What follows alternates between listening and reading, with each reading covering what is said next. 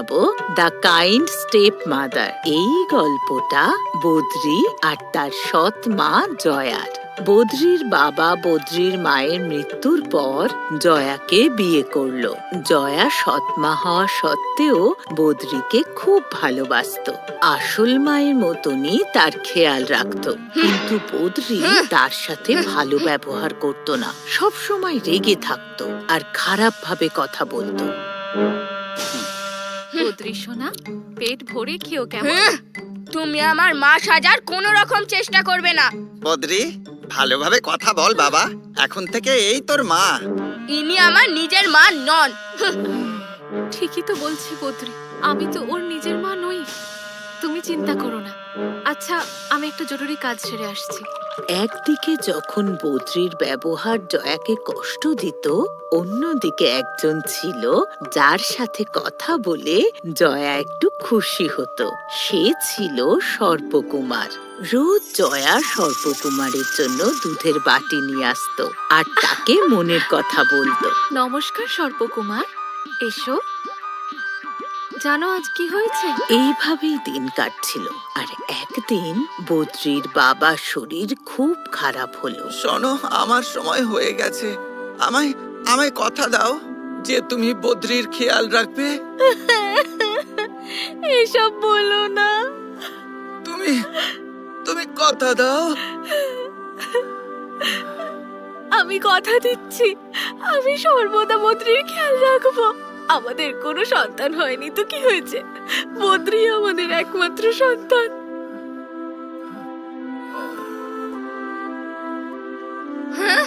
এইভাবেই দিন কাটছিল।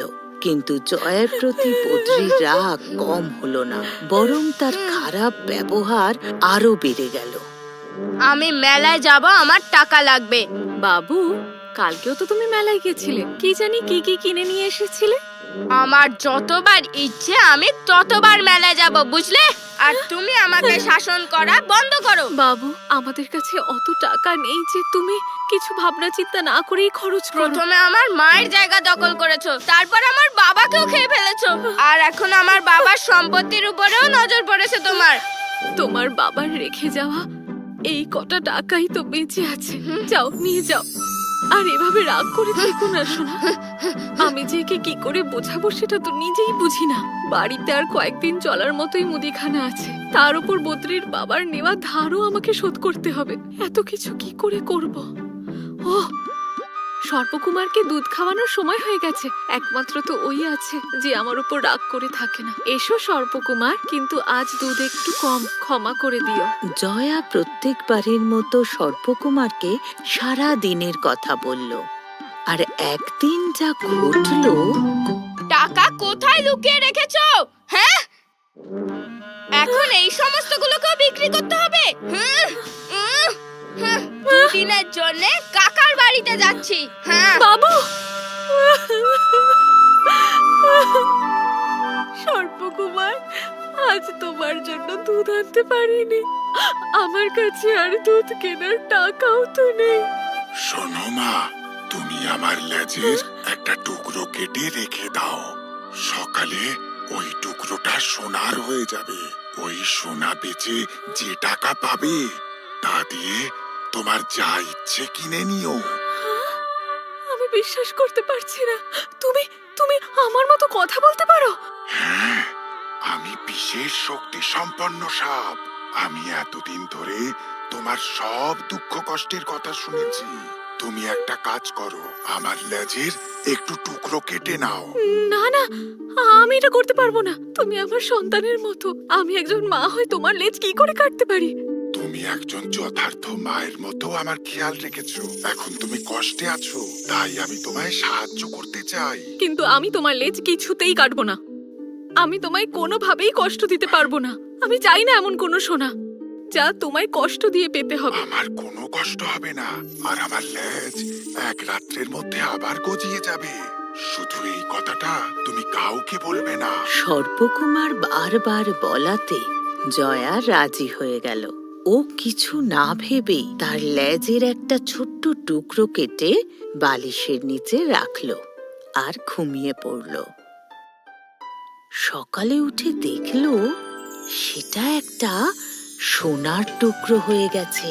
এই সোনার টুকরোটা তার সমস্ত কষ্ট দূর করার জন্য যথেষ্ট ছিল। ও বাজারে গেল আর সেই সোনার টুকরোটা বেচে টাকা নিয়ে আসলো।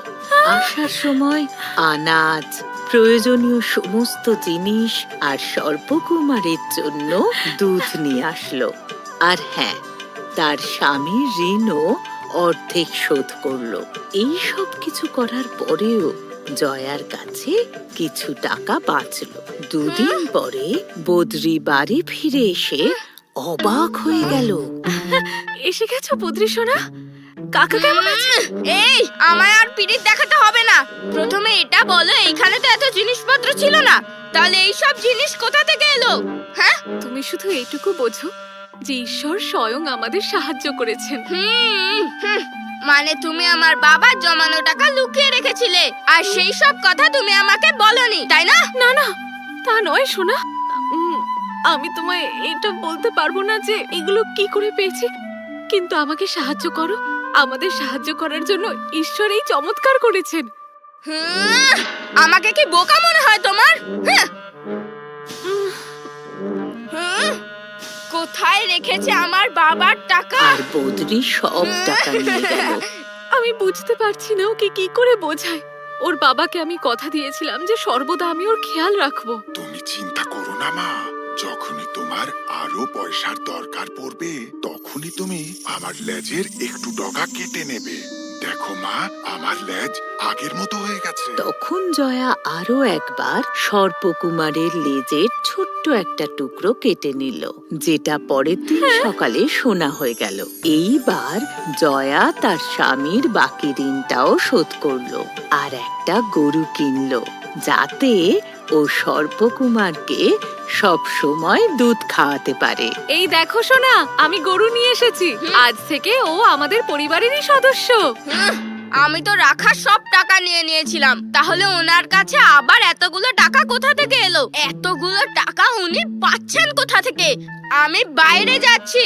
রাতে খাবার আগে কিন্তু বাড়ি চলে এসো সোনা।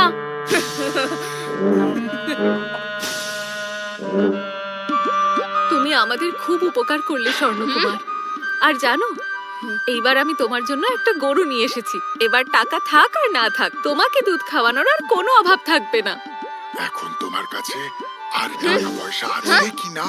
যদি আমি টাকা বাঁচিয়ে রাখি তাহলে বদলি নিয়ে চলে যায়। তুমি একজন মায়ের মতো আমায় যত্ন করো, তাই আমি তোমার ছেলের মতোই তোমার খেয়াল রাখবো। এই নাও।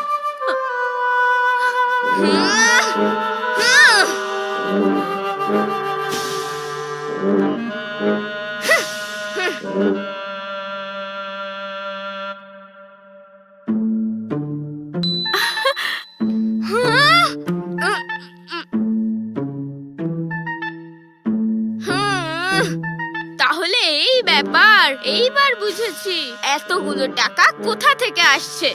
এবার আমায় কিছু একটা করতেই হবে। হ্যাঁ, বাবু, আমি বাজারে যাচ্ছি, একটু পরেই চলে আসবো। হ্যাঁ, এইবার সুযোগ পেয়েছি।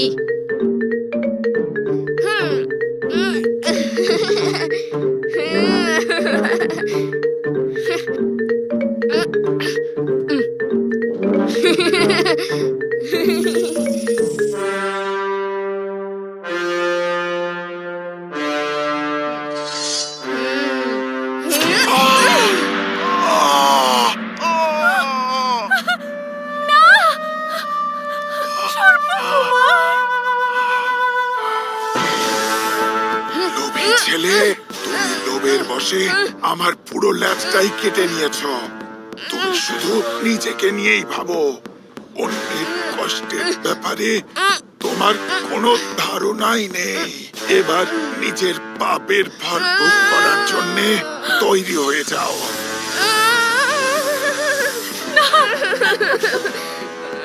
না সর্পকুমার, আমি তোমার কাছে আমার ছেলের হয়ে ক্ষমা চাইছি।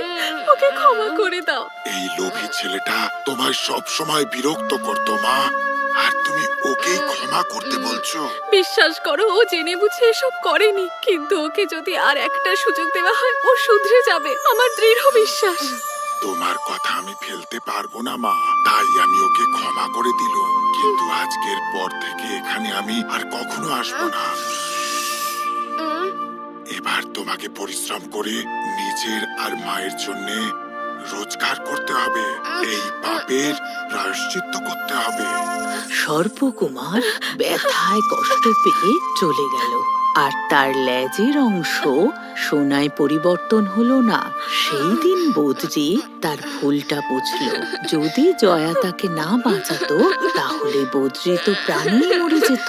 এই ঘটনার পরে বদ্রীর স্বভাব বদলে গেল।